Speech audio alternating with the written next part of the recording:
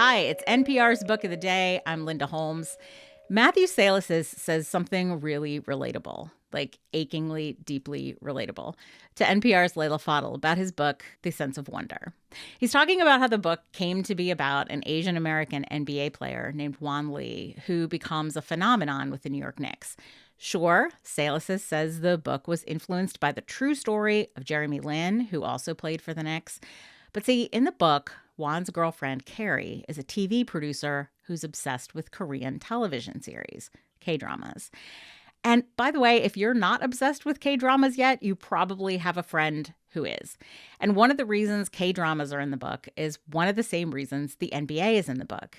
It meant that two of Sales's own passions could become his research. Who can't relate to that?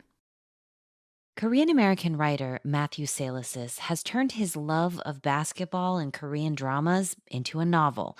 It's called The Sense of Wonder, with his protagonist, Won Lee, being dubbed The Wonder when he goes on a winning streak for the New York Knicks. Won Lee is the only Asian American in the NBA. Salesses told me he was partly inspired by the Taiwanese American Jeremy Lin, who captivated audiences back in 2012 when he played for the Knicks. I, as a kid, wanted to be an NBA basketball player, and so it was a really huge moment for me. And it seemed for maybe a week and a half that the world was kind of on Lin's side, and but the whole time everybody was kind of holding their breaths, and some wondering how long this could go on before the backlash happened. And as soon as he lost that first game, there was a racist headline on ESPN and a lot of racist comments both on TV and on social media that it seemed almost like people were saving up. And so this happens to Juan too. And he has to kind of deal with the fact that both that he was living in this kind of bubble of media attention for a short period of time, and then also that the bubble has burst.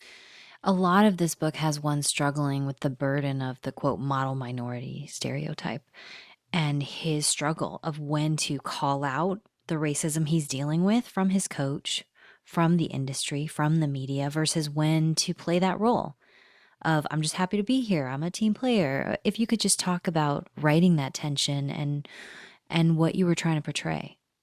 It's something that fascinates me about the NBA in general is there's a sort of language that players have when they speak to the media, which is a very different language than they have when they're talking to each other. And then they're constantly code switching.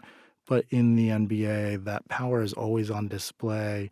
And you kind of forget sometimes, though I'm sure the players don't forget, right, that this is a business and it's their jobs actually. And so they have to both protect their work selves while also trying to be true to who they are. And I think that's a really interesting tension, especially when there's so much on the table and when the dynamic can be so racially charged. Another character in the book is an ESPN writer, Robert Sung. He has a connection with Won Lee and also a jealousy. They're both Korean American. Sung is adopted by white parents. Won Lee is not. They both were college and high school basketball players with aspirations to be in the NBA, but Lee makes it as the only Asian American in the league, and Sung doesn't make it. If you could talk about that really fraught relationship and the way they're linked almost no matter what. Yeah, so they've had similar circumstances. They both played with the same superstar, Powerball, who was Sung's high school teammate. Sung was the second best player on that team and eventually ended his career, but he still, is in that world of basketball and this dream is still alive for him. So he ends up becoming a sports writer. And in this kind of interesting twist of fate, he ends up being the beat writer for the Knicks, and his job is basically to write about Powerball. Enter into that one who now is playing with Powerball, and then for this kind of brief period rises to stardom and becomes everything that Robert Sung and Juan both kind of dreamed that somebody could become. And so there's a lot of jealousy there. But I'm adopted from Korea, and I've often felt like that dynamic in the Asian American community is kind of a strange and sometimes uncomfortable one, but I kind of feel as if I'm within the community and I gain a lot of support from the community, but also sometimes feel on the outside because Mm. I haven't grown up with the same cultural touchstones. And so Sung is an insider in certain ways, but also an outsider in other ways, right? Even with basketball, but also with his identity. You have three sort of distinct stories going on at the same time. The story of one, which we discussed at length, the story of his girlfriend, Carrie, the TV producer who's obsessed with K drama and is trying to bring it to an American audience. And then the story of K drama itself. Why did you decide to incorporate K drama as a character in the book? So the K drama is one of my other great loves. And at a certain Yeah. point, I thought, I'm going to write this book so that I can say that the things that I'm doing that I already do and like are research, so that I can watch basketball and watch K drama, and no one can say I'm not actually writing in some way. Um, but the K drama then started to be a way that I could see for introducing to readers unfamiliar with this kind of story, a story more driven by fate, and a story surrounding a love story and hitting on certain tropes that I wanted to tell. And I thought that if I put these K dramas in there, that they would help readers understand the frame of reference for the book. I love that where you're like, I love basketball. I love K drama. That's gonna be the main the main Sometimes you just parts of my got to book. like keep yourself happy, and Yeah. it's a long process. Yeah.